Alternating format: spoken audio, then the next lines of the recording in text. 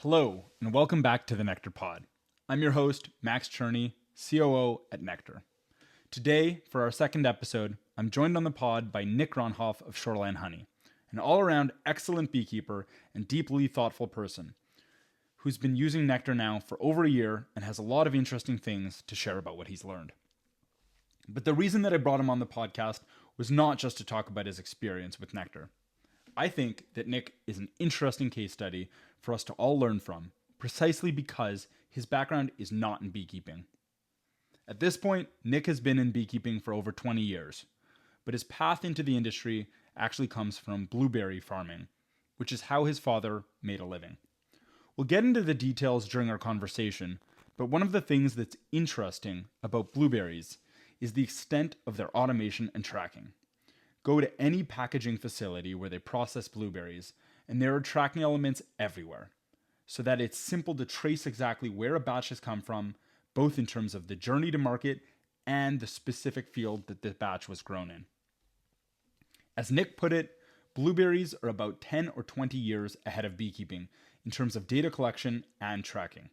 And that gives us a really interesting way of thinking about where beekeeping itself is heading. Specifically, Nick credits his background in blueberries for helping him understand how data can be used, both to make decisions on a day-to-day basis and to rethink the structure of how he organizes his outfit. I won't give away too much, but during his first year on Nectar, Nick was able to challenge his assumption that his summer pollination contracts are significantly more detrimental to his bees than his honey yards. He was also able to quantify just how much better his new hives overwinter than his old hives, which have come from queens from the previous season. Because he's learned so much so quickly, I wanted to ask Nick on the pod to talk about how he thinks about data collection and processes that he uses to ensure the best outcomes. As I mentioned in the first episode, the goal with the podcast is to share relevant information that beekeepers can act on today, so that we don't need to reinvent the wheel. I'm absolutely thrilled to share this conversation with you. And please get in touch if you have any questions. Without further ado, here's the conversation. Nick Groenhof, welcome to the Nectar podcast. Thanks, Max. It's good to be here. So let's get right into it. All right. Tell me about Shoreline Honey. So I started keeping bees when I was 10 years old. Dad's a blueberry farmer, and we'd always get the bees in for pollination every year, and the bees would swarm and stuff. And the beekeeper that was taking care of the hives asked, he would invite us out to look at the bees and stuff, and then asked if we wanted to swarm. So he dumped a swarm in a box and said, there you go, now you're a beekeeper. So that was 25 years ago. And when I got out of high school, I had about 200 hives, and then decided that was what I wanted to do. So I started, built up to a couple semi-loads. I think it was the first year out of high school, I got up to 2 semi-loads, took them all to California. That was back in 07 or 08. And lost 90% of them that winter, all due to mites. So that was a good lesson in monitoring for mites and how we don't want to ever have a collapse like that again. That was not an enjoyable experience. Since then, after California, after that loss, started rebuilding and went down to Florida, got invited down there by a good friend, started going down there for a couple years. And then once my wife and I got married, we decided that we didn't want to do the whole migratory beekeeping. So we moved down to Florida for a couple of years. We'd still send a load or two of bees up to Michigan to make honey in the summertime, but we were mostly down in Florida. Then after 2 kids, decided we wanted to come back up by family. So back in 2014, I believe it was, moved back up here, and then started looking at indoor wintering. That was kind of when indoor wintering started to be more of a popular thing. So I went out to Idaho, looked at a couple of really good friends' sheds that indoor winter, and copied it on a little bit smaller scale back here in Michigan, I think in 2017. And ever since then, Everything goes into the shed for indoor wintering, out to California for almond pollination, and then just back here to Michigan. So the goal is kind of not to have so much migrating, and it works pretty well. We've got some weather struggles and stuff when we come back here in the springtime, but other than that, that's kind of what I do. So we'll start off our year in the shed, go to California, do the almond pollination. They come back here. All our splits are made up. We actually make all packages. So we'll do 5-pound packages and dump them on brand new comb. We sell a lot of bees in California too, so we need to make that new comb back. So we'll do all of our splitting in April. We'll shake the bees outside, but then everything gets installed inside in the shed, so that kind of helps mitigate the weather struggles that we'll have in April sometimes. After that, all the old hives that have been shook go to pollination. We'll do apples, cherries, blueberries, and then in the summertime we'll do squash and cucumbers. So all the old hives are mainly pollination in the springtime. In the summer, some go to pollination, the others go to honey. The new packages that we make up all go straight to honey yards. They don't touch pollination crops. So really they only get moved twice in the year. They get moved out of the shed into their honey locations. That's where they sit all year until November comes around and it's time to start putting them in the shed again. So um, it's almost like we're working with two different operations. We've got our old hives and then we've got our new hives. And you've kind of seen that in Nectar too. We do a lot of our data is almost like two separate operations. I want to know how my package mortality is, how my package queens are. And then I want to know how my old bees are every year. So, and then we kind of sort the older stuff out to get sold off after California. They're not really old. They're, a 2-year-old queen. And then since we sell about a third of the bees every year. So the equipment's pretty new too. So, which is really nice. So we've got a lot of new comb and new boxes and stuff. So that's kind of our year of beekeeping breakdown and summary. So What are your objectives with Nectar? sure. So we started with Nectar. I think it's almost a year ago. It might be our 1 year anniversary here, probably right about now, I would think. So we started putting tags on when the bees got back from almonds, and that's where we're at right now. We got 1 load's back and 3 are on the road right now, and a couple more are moving around yet. So the reason we started with Nectar was so I grew up kind of in the blueberry industry, like I talked about a little bit earlier, and there's so much traceability in blueberries and all these other crop industries. Beekeeping isn't that far behind, but we don't have very much data driven ideas. A lot of the ways we do stuff is kind of by guess. I've got all of our data before that was just in notebooks. I've got calendars, notebooks. Every truck's got a notebook. So if we're doing any testing on different products, we'll set up tests and stuff like that and write it down. Nectar made it really easy to do tests like that. And I just wanted to be able to quantify like some of the different things that we're doing, which we'll probably get into a little bit later. But we're spending a lot of money on some of these things, and it looks like it works, but sometimes when you break it down and write it down and have the samples, it actually didn't do quite what you thought. A lot of times we're just guessing, especially when stuff goes to like California, it gets moved around. Everything's getting shuffled around. We've got hives marked up with permanent markers that fade. So just, I mean, even like for an example, just keeping track of our queen suppliers. I can take a guess. Sometimes, you think that you've got a bad yard and you want to blame it on a certain queen supplier or a pollination contract that they came out of. And after looking at Nectar, a lot of times that's not the case. It's probably just the yard or something else. So that was the big reason I wanted to do that, and just like traceability. I was talking about the blueberry industry. my brother runs a blueberry packing shed, and a grocery store can call him and take 1 pint of blueberries and say, where did these come from? And he can trace it all the way back, through the packing shed, through to the specific field that those blueberries came from, like for recall purposes and stuff. And I'm not saying that we want the bee industry to be there, but I think that in, you know, 10 or 20 years, probably, that we'll have to have a lot better traceability, things like that, just for our honey and stuff like that. And it could be even just that could be a value added product too. A lot of our honey gets sold as regional. So it's Michigan. We sell Michigan honey. We have a lot of people in Michigan that want local honey.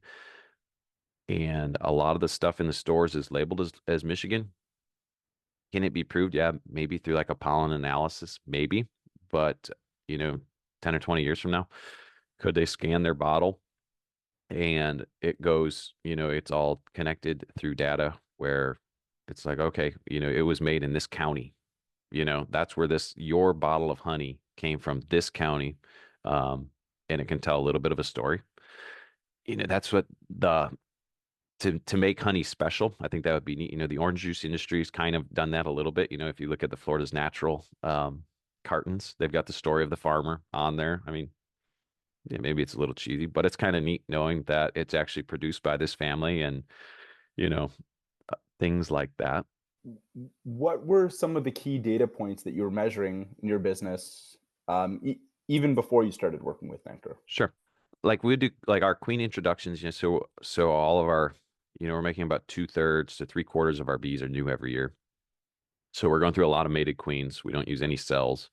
And sometimes you run across a batch of queens that doesn't do well, or a certain queen supplier or something like that.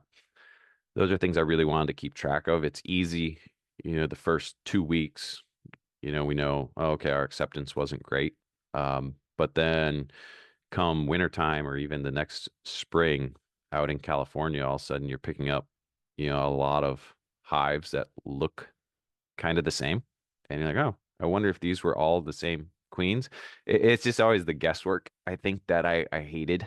There's a lot of things that I noticed this year that we've always kind of guessed at. And you're like, oh, I think this works well. One of them that we'll probably talk about a little later, but my favorite one that I saw with Nectar is the way we fix up hives in June. We get a lot of swarming through May and stuff, and there's a way that we fix up bees. We put two queenless hives together. We put these queenless bees together. There's no queen in them because they both swarmed, but there's a lot of bulk bees, and I'll just stick a queen in there. I always kind of figured that it worked pretty good, I think, because we never seemed to pick up that many.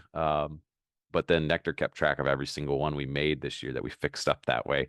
And it was 100%. 100% of those that we fixed up that way went into the shed. So that was, I mean, just that one, that was my favorite because it was the most glaringly obvious.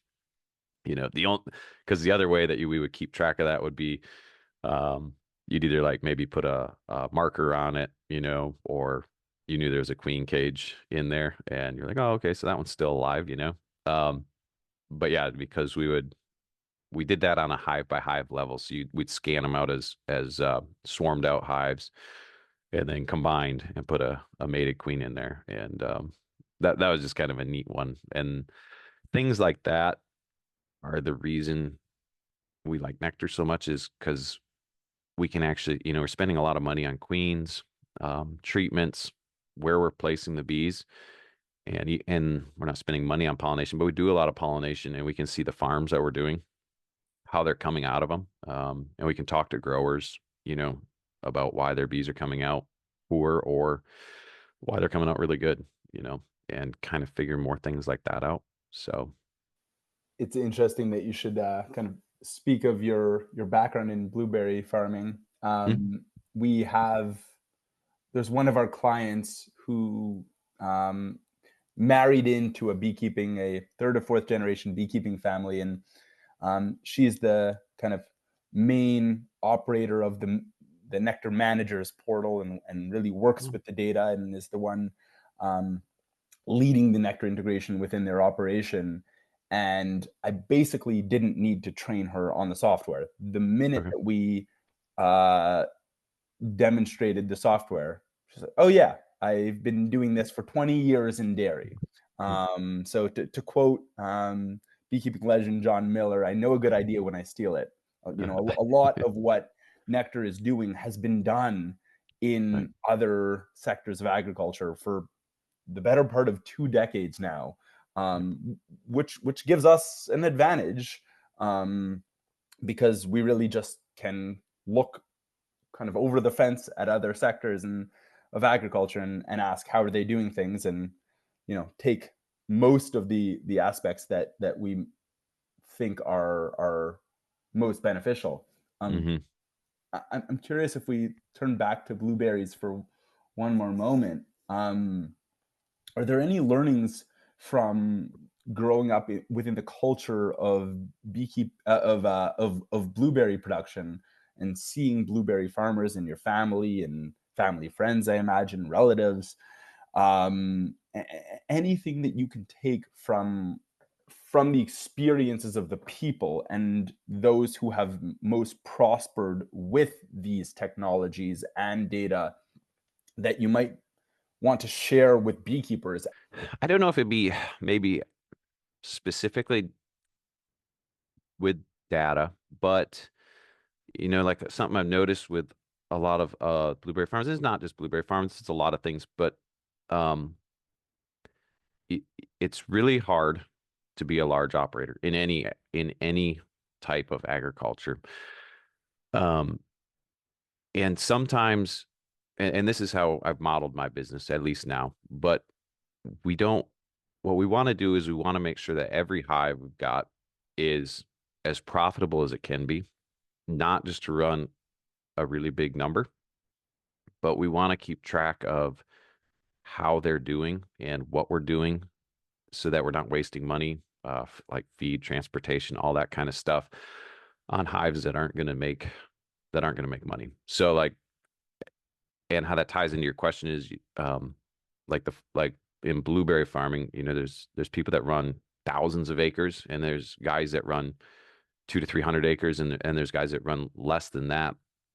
Um, but you can tell differences on farms on how nice the farms are, and the the pounds per acre goes way up if the farms are getting taken care of well instead of just running lots and lots of acres. Hopefully this is all making sense, but and that's what that's something I notice is that you don't have to have the huge numbers to make good money. Sometimes maybe you run less better and keep track of it a little bit better, then you can have the same profitability. So that's my goal. Is the question that we're always asking. Our operation really runs just like everybody else, pretty much runs around almond pollination. So we can make a lot of splits. Just say like, you know, end of the end of the summer. We can make a lot of numbers up, but if those bees are not making honey and going to almonds, we're really not making any money with those. And so we want to so we're always just trying to run not the biggest number, but we want every hive to make sure that it's doing what it's supposed to. When we ship out to California, if we're shipping dead hives, they're not making any money, and we're just paying a freight bill on them. Um, so yeah, I don't know if that. I think that kind of is what I've learned. Maybe it's not all about the numbers; it's how well the farms are managed, and um, yeah, how well they're managed, and just how the guys pay attention to different things and try different things too. That's something that we're really lucky with in beekeeping. Is maybe lucky and cursed. I'm not sure, because we can make a mistake. We can do something, and it shows up really fast. Uh, if we're doing a different management style, we kind of know how that's going to turn out in 20 days or 40 days. So either good or bad. Like with blueberries or other types of ag, blueberries especially, if you plant a certain variety, it can take 5 to 10 years before you figure out that was not a good thing to do. Um, so it's kind of nice, you know, we can figure out our stuff really fast and we can change really fast to do that. So sometimes they die really fast, but that's part of it. Yeah. So, So, do you have any examples of management styles you've i- tested the integration of, whether or not they've succeeded over the last 5 or 10 years? So how you came to the decision to trial that new mhm, management practice, um, how you made sure to collect the adequate data to make sure that you were getting the right lesson, and then what decision you ended up going with in terms of integration at scale across your operation. sure. So let's see. Like back a couple years, we did a pretty large scale test on different ways of like oxalic acid. So when we bring the bees into the shed in November, they're pretty broodless. So we went and ran different tests with like a dribble or a vaporization or a control of oxalic acid. And it was a lot of just paperwork. So I mean, I've got still the notebook on the whole trials. We were rolling, I think we did it with 60 or 70 hives, and every 3 days we were rolling all the bees, checking sticky boards, stuff like that. It worked good. We figured out what we wanted to know. But if we could have done that with Nectar, it would have been a lot cleaner and easier to just see the data. We ran, we talked about the queen installs that we did this year to fix up hives. I mean, it was as long as we're recording the data, I just send a request and I can see that the info in, you know, a few minutes from you guys. Or like we ran a trial this fall with QB, you know, um, and just did, you know, we really didn't put a lot of effort into running the trial. We just, as long as all the hives are marked and scanned, it's pretty simple. Um, a couple years ago, we did one with probiotics where, it's just a lot of marking to do tests like that. It's just a lot of marking. You're writing on the hives which ones are which. You're hoping that if you write it on the covers, that the covers don't get switched around, just things like that. So Nectar's helped out a lot with running trials, like with that kind of stuff. So yeah. So digging in a little bit more specifically now on some of the data insights that you might have uncovered in working with the Nectar platform. Hmm. Um, I think we'll dive into some of your reports. All right. But before we get there, are there any insights that speak most to you right now in terms of things that you've learned that you have applied to your toolkit? A lot of it is, our new hives just do way better. We always knew that, of course, but we can see it too, coming out of the shed. Like for this California, this was the first spring that we've had Nectar. So I can divide my old hives, separate the old hives out from the new hives, and you can just see the big difference um, of of how well the new stuff does. And it just shows that we've got to make more and more. We make a lot of new hives already, but we need to make more. It's just, that's probably the most glaring one. We already knew it, but when you can drill down into percentage, um, I, I, I don't have the numbers off the top of my head, but I thought with new hives, we lost maybe a 0.5% coming out of the shed. The old hives is something like 5 or 6%. It's just still, those are really great percentages, but I mean, the new stuff is just so easy to deal with. Um, so that's one of the main ones that I think we've seen. Um, yeah, and then all of our queen suppliers that we use this year, they all do a really great job. But we can see that too, that all the queens are doing really good. Everybody's really close on how their survivability is, and it's just nice to know that when you're spending, you know, thousands and thousands of dollars on queens, that they're all actually really good. You, I guess you can sleep better at night. Sometimes you're thinking, I wonder if it was, queen supplier A that maybe that's why we've got so many dead ones over here. And now we know it's not, it's something that was messed up in that area. But um, yeah, we're not guessing as much anymore. So A topic at Nectar that we've been talking a lot about, just in terms of how we build our tech company, is the concept of kind of exploitative versus experimental when it comes to learning. So, um, exploitative essentially would be the concept of I know something works, let's do more of it, mm, versus experimental. I don't know what the outcome will be. I'm going to trial something new. And so when if we go back to the example of working with new hives, and sort of one potential outcome, one potential learning might be, well, new hives do better, uh, so let's do more new hives, which I think is completely reasonable. But I wonder if there's some line of kind of questioning we can go into in terms of uh, old hives, and maybe what can we do differently? What can we do better? So is that something that you've considered, explored? Would there be trials that you might run to um, reconsider some of your management practices specific to those older hives that do have higher mortality rates?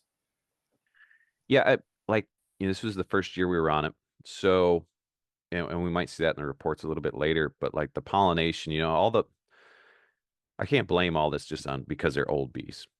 Most of them are going to pollination too. So we're looking for correlation between, is it because they're going to apples? Is it because they're going to blueberries? Is it because they're going to both crops? Sometimes we can do both. Um, you know, and what we've kind of seen is that we can take what we did this year is we ran a test. This was a really nice thing that we saw with Nectar. So what I wanted to do, we always had a hunch that it was the pollination. So we took 2 yards. They had 80 hives in the springtime after they got split. And we took half of each yard. Half stayed, half went to blueberries. The hunch is, and what a lot of beekeepers always say, well, it's the pollination. They go to blueberries, they don't come out very good, so on.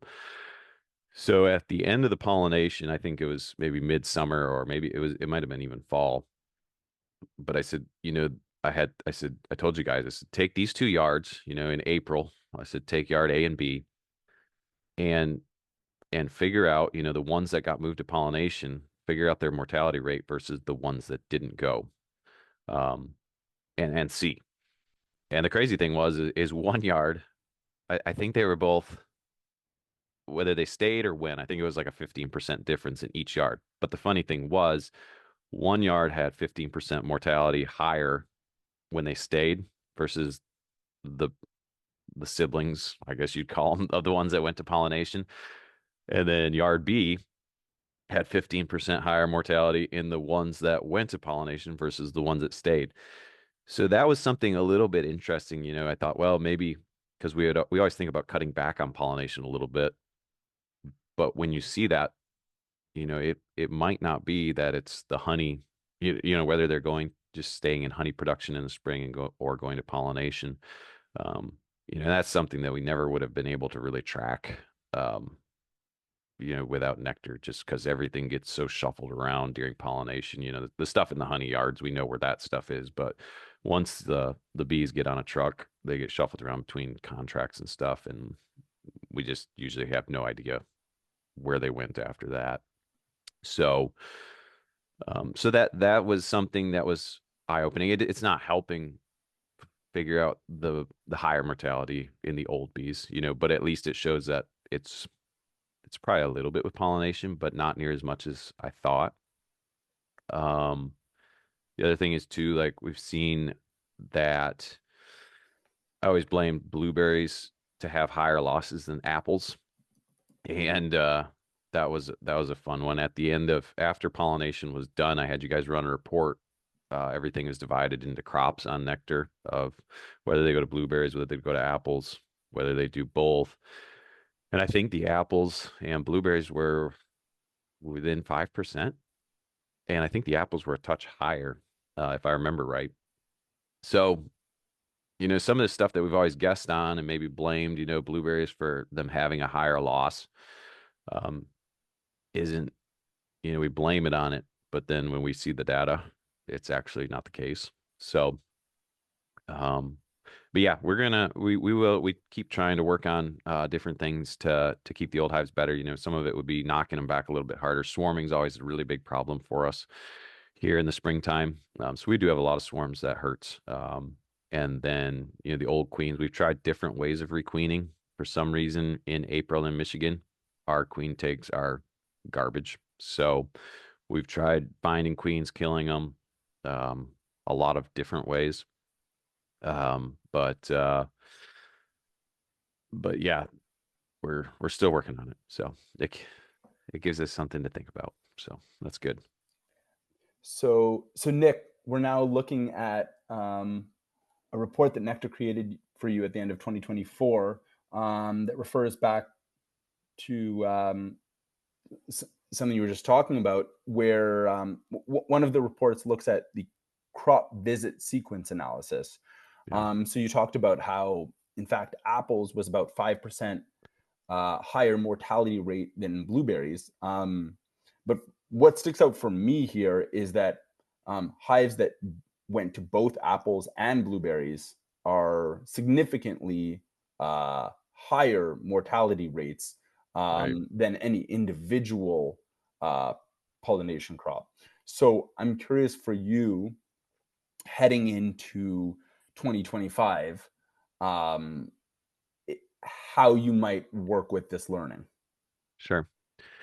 Yeah. So it's like if they went to apples versus apples and blueberries versus if they did both, it's almost 20, it's a 20% higher mortality rate if they went to two crops versus one.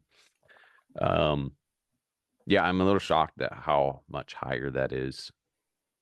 I I don't know if we'll switch anything up on that yet because it is we don't have very many that we can do that with. We've got some southern apples and then some northern blueberries that the timelines intersect that we can move from one right into the other. So it's really simple, and that's why we've always done it. We can just put them on the truck, move them to the next crop. And but the 20% extra mortality is a lot. And I'm not sure if, maybe um, sometimes I wonder a little bit on that, whether it's just because of swarming during that time and we're just moving them, more times. They're just getting moved around on the truck more. And then the virgins aren't mating properly. I don't know what it is. Or it could just be the extra sprays. That's probably more likely what it is. Um, so yeah, we'll watch that a lot closer this year. But we never had an idea that it was that bad, that it was an extra 20%. So um, yeah, that hurts a little bit.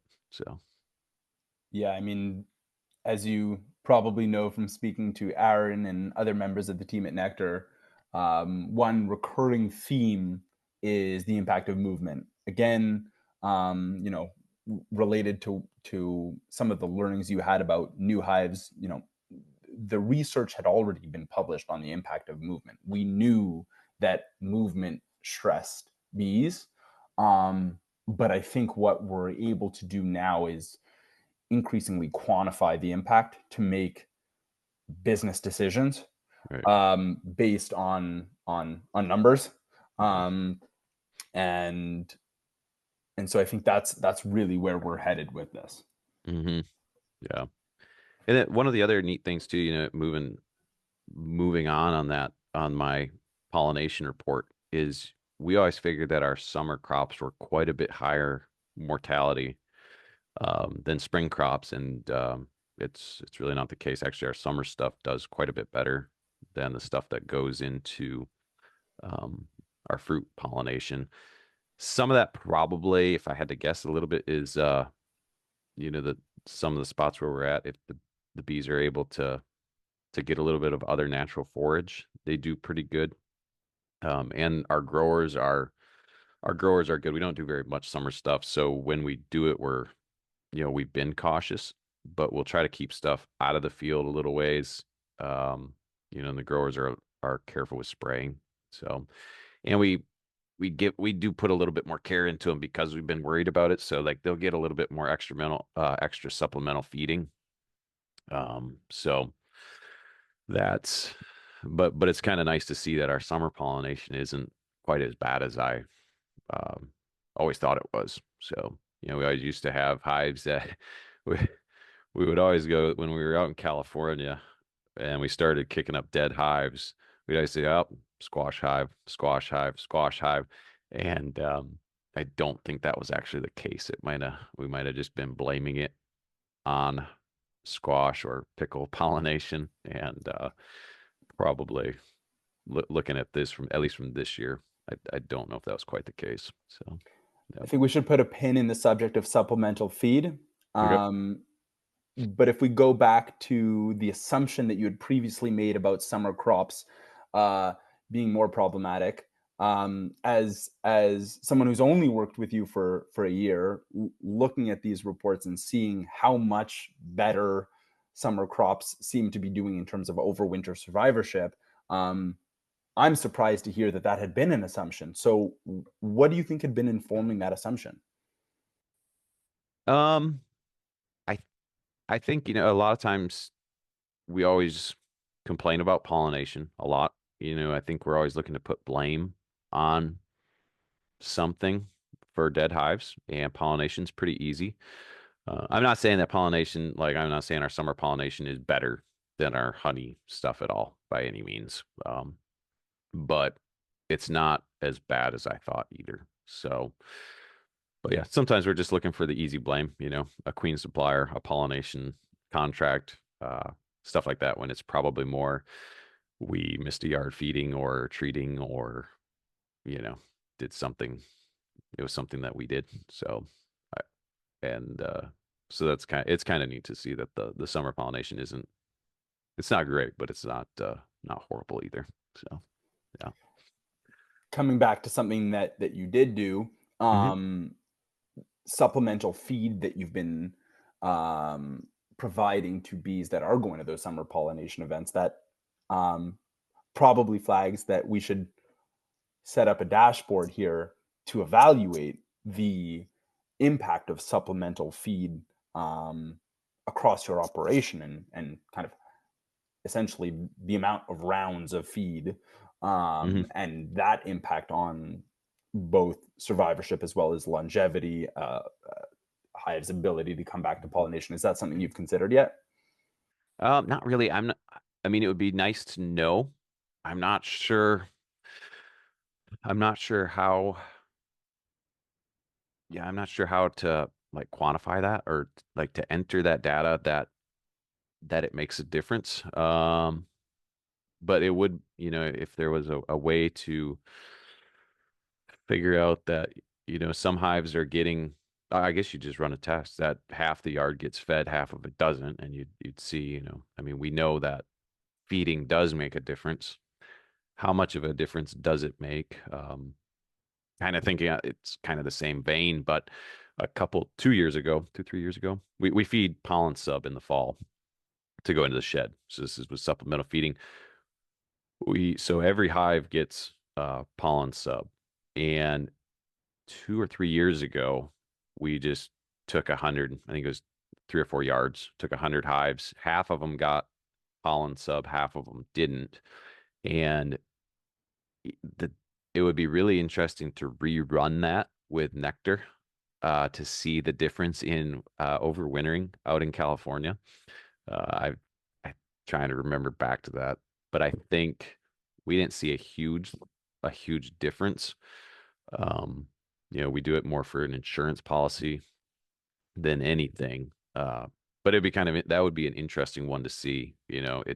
How much does our pollen sub feeding make a difference in even if we would try it in blueberries too. I know a lot of times we get like a European foul brood type thing, and we've always wondered, does supplemental, like putting a pollen patty on there, would that make a difference? And we've tried it before, but it's just so hard to keep track of the stuff as they're, coming out of blueberries, getting moved around.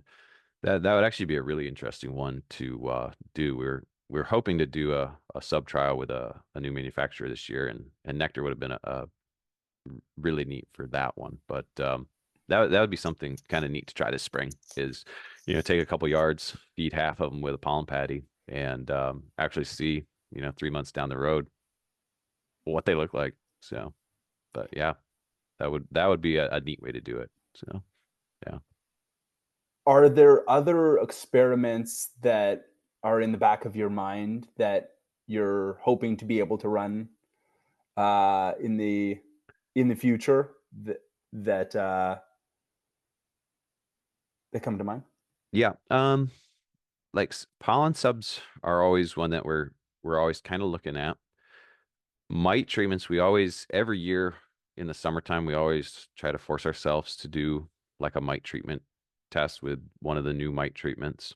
Um, so so those are always um that's always something that we're trying to do, and that's one thing I think that I'm still working on with Nectar is to try to figure out the mite monitoring, how to make the mite monitoring work work better with Nectar, I guess. Because I still do the way we do it is, we're doing alcohol washes. We'll usually just pick a couple random hives out of every yard, wash them, and I just usually still, even with Nectar, we'll still just write on the hives what they are. It's just really easy and quick to find. Um, but the problem with that is that it's not getting, put into the data that maybe we could use that next year and stuff like that. But we haven't figured out a way to make it easy on Nectar to find the same, because what I do is we'll roll the same hives every week. So when we're treating that way we know our treatments are working, and we're not getting, if I just pick three random hives out of every yard every time we go, the mite numbers are different in every hive. So we try to stick with the same 5 or 10% in the yard. That way we can, um, see if those numbers are actually going down or if they're going up. We've got our baseline that way. Um, and we haven't used Nectar in that aspect very well. I mean, there's probably sometimes we'll scan the hive, put in the mite roll. Um, but it's just, first of all, it's hard to find that specific hive if we don't mark it already. Sometimes we've taken it and like flipped the cards upside down or something like that to mark them. But to do alcohol washes, that's the one thing that we're still hopefully work with you guys on to figure out a good way for mite monitoring, and then to be able to see how that's working, I guess. Yeah. Yeah.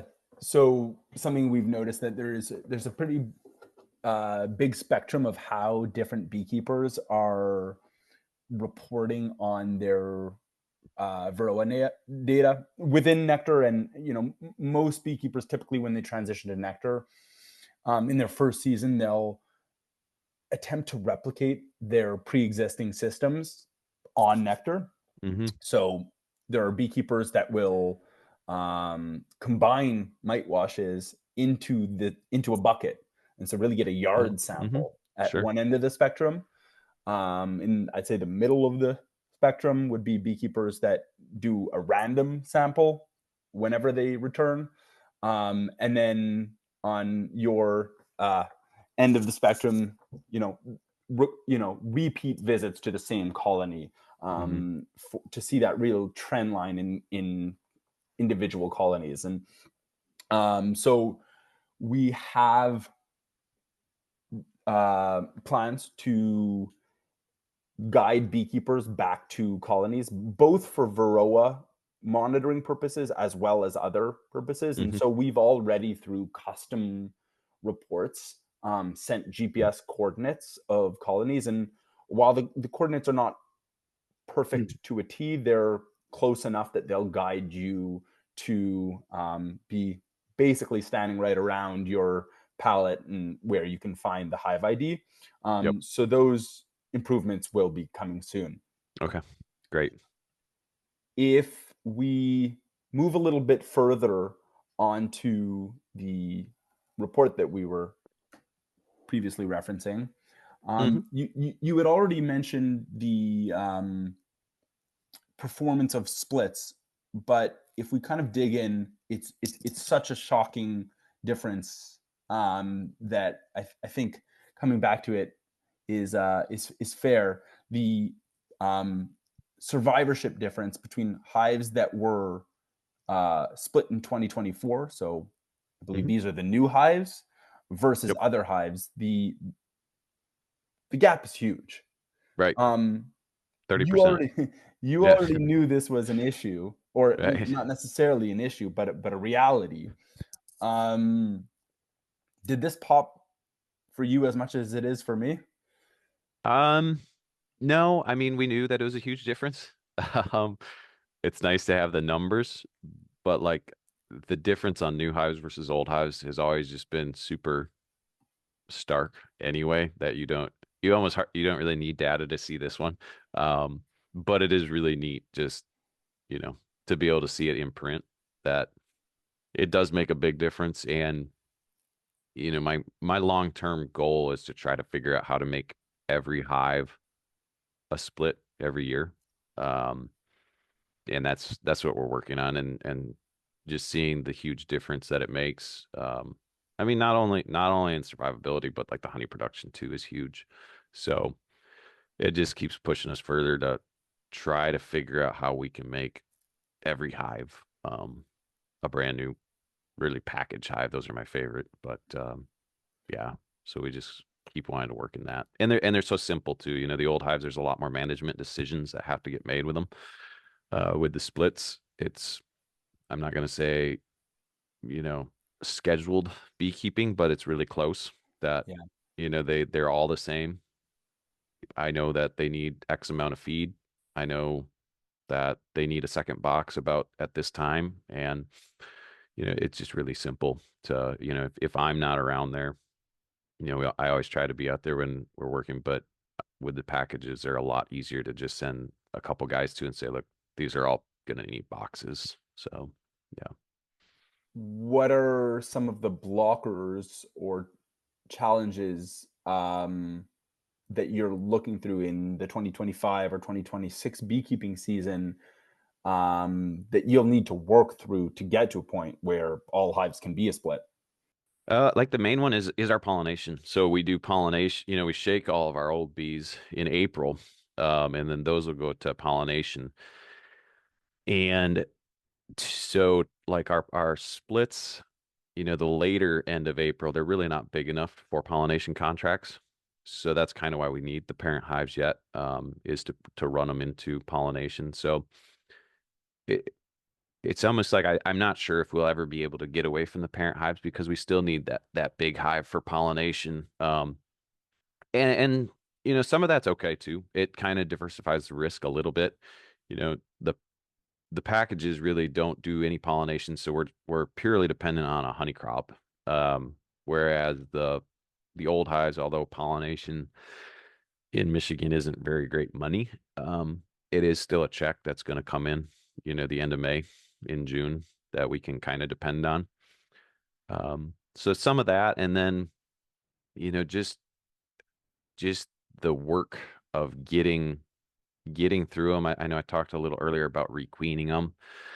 We we've tried just requeening them. We thought that would maybe be the best way to do it, to turn them into new hives, and it doesn't seem like that's the way to go. Um, and this was one of the trials that we did a couple years ago. Was different ways to introduce queens, to try to get them to accept. We tried. I don't know how many different ways we would. Just the regular way, you get rid of the old queen, put the new one in the cage, and let them eat the candy out.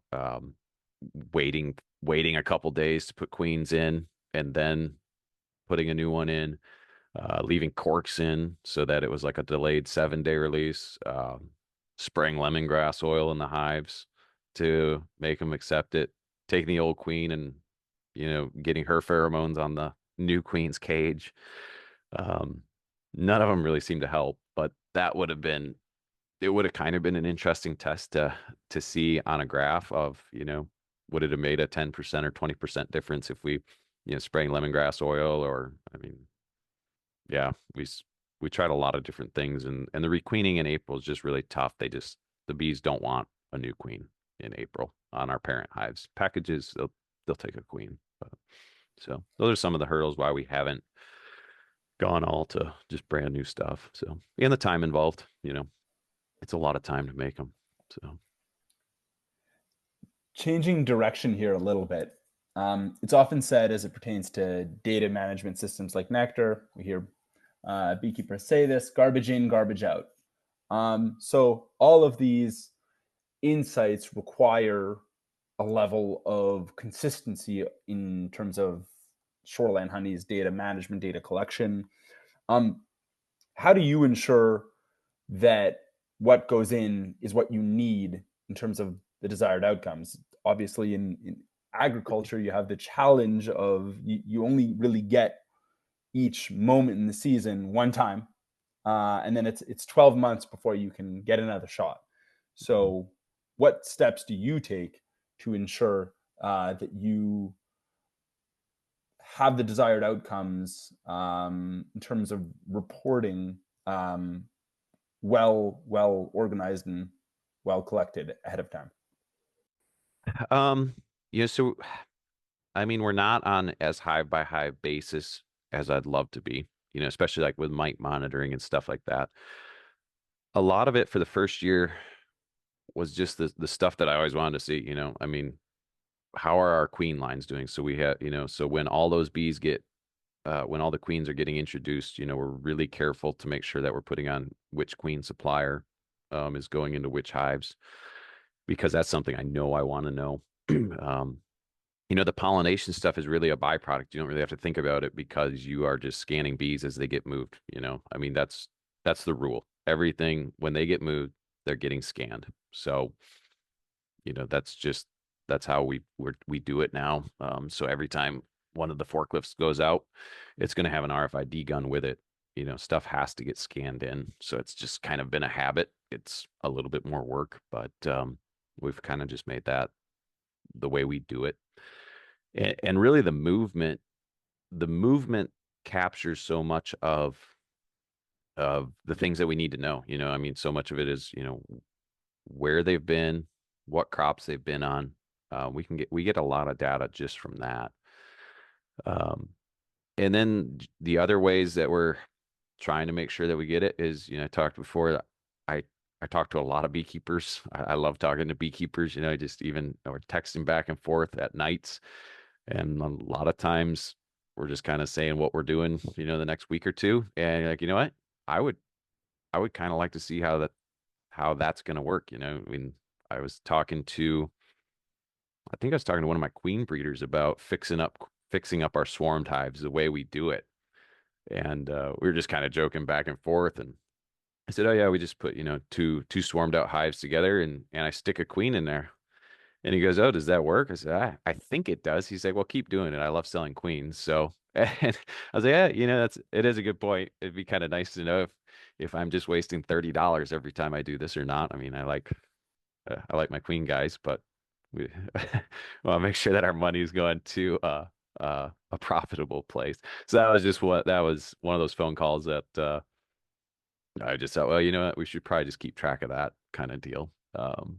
So those are, I guess that's how it is. A lot of it's just talking to other guys, and so many times when we're talking to beekeepers, the way we do stuff is a lot of guesswork. It's like, oh, well, we do it this way, and I think we it turns out about 75% of the time kind of deal, and usually it's not. But so a lot of that, whenever you try to, when one of those guys questions you or something, they go, well, yeah, I should probably keep track of that and see if it actually does do what I'm saying. So, yep. Do you know any beekeepers doing anything awesome that you'd like to emulate or are currently working on and trying to Um, integrate within your operation? So I know I got a friend out in California. He does almost all of his splitting inside. We went out last year and took a look at that. That was something that was really neat to do. We came back here and we did a small trial of it. Um, I thought they actually turned out the ones that we did. We only did a few. I didn't think they turned out that great, but we kept track of them, and you guys just ran a report on those. And I think they were actually really not near as bad as I thought. I don't know why I thought they were bad. Maybe it was I don't know. I just didn't want to do it again. But that that's just really a neat way, making all the bees inside. For us in April here, our weather is just so unpredictable. It can be 2 days ago it was 70 degrees here, and then tomorrow we're going to get snow.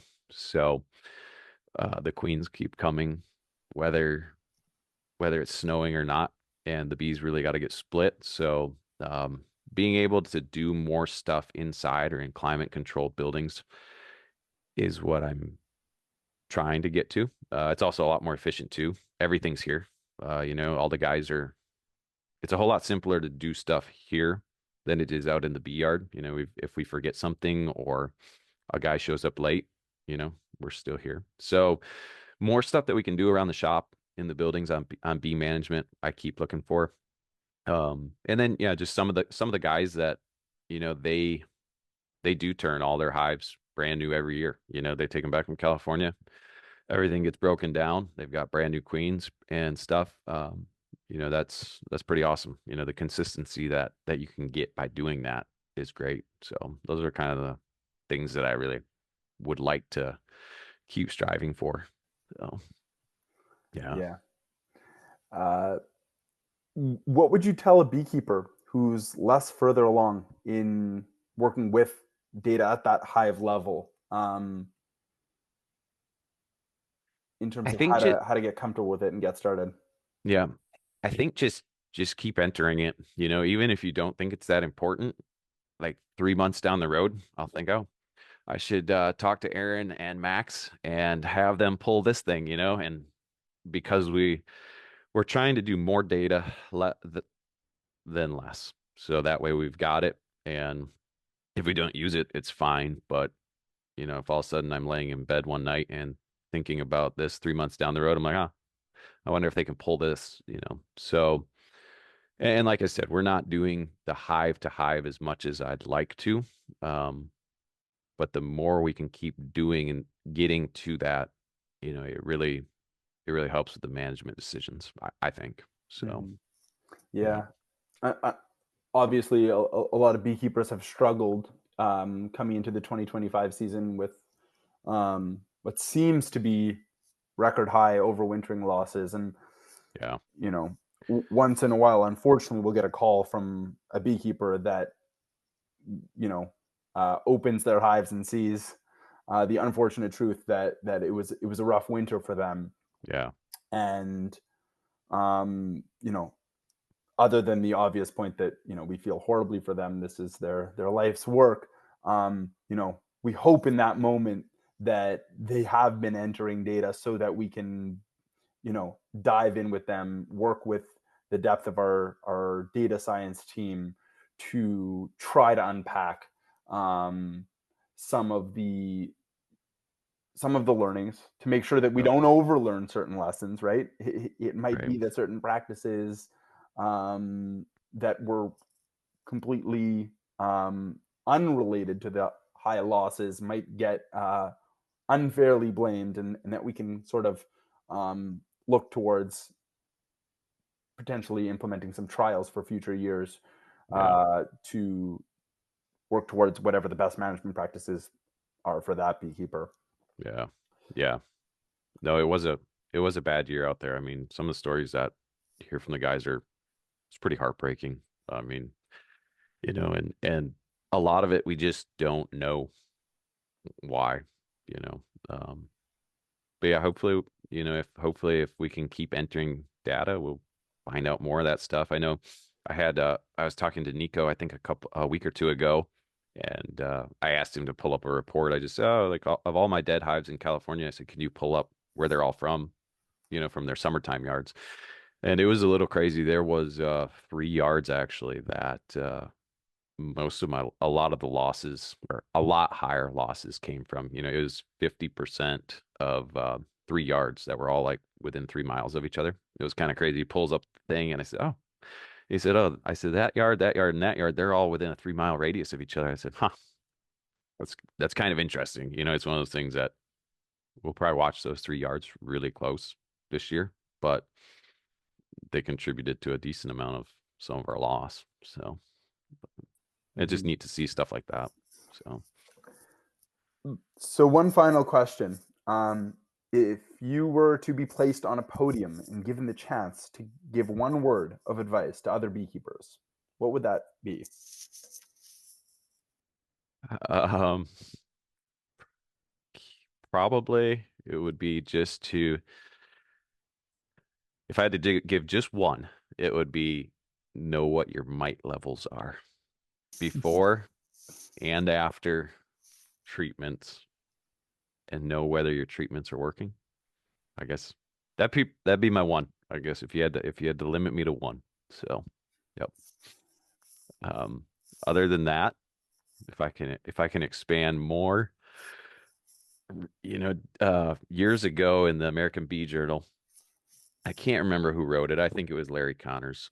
He went and I'm not sure if it was. I'm pretty sure that's who it was. But he got to go ride around with Dave Mendez for a day. He just wrote a story about it, and I think the article title was called like Beekeeping 101 or the ABCs of Beekeeping, something like that. And really, that's a lot what I always think back to that article a lot. Dave said, "Yeah, really," he said, "beekeeping's a lot harder than we make it." And I'm paraphrasing a lot of this, so hopefully I'm not getting it wrong. But if you can just have new queens, new comb, no mites, and plenty of feed, pretty much the same thing that we tell hobbyists in their, first class they take on bees. um, those are the things that you really need to know. So that's what we always kind of try to shoot for. We're trying to make it simple. We try to make those new hives with new comb. We draw a lot of foundation out every year. We try to shoot a lot of feed into them. We try to make sure there's no mites. We probably don't do a great job of it, but that's what our goal is for the year. So just beekeeping 101, and um I think that'll get you a long ways. So that's one of my favorite articles. I always think back on that one from Dave. So, and he was a good beekeeper. So he knew what he was doing. So yeah. Nick, I'm sure we could talk on these subjects for the whole rest of the day. But I'm sure you have bees to tend and family to spend the day with. So, on that note, I'll say thanks for coming on to the Nectar podcast. And we hope to have you back on here soon. Yep. Thanks a lot for doing it, Max.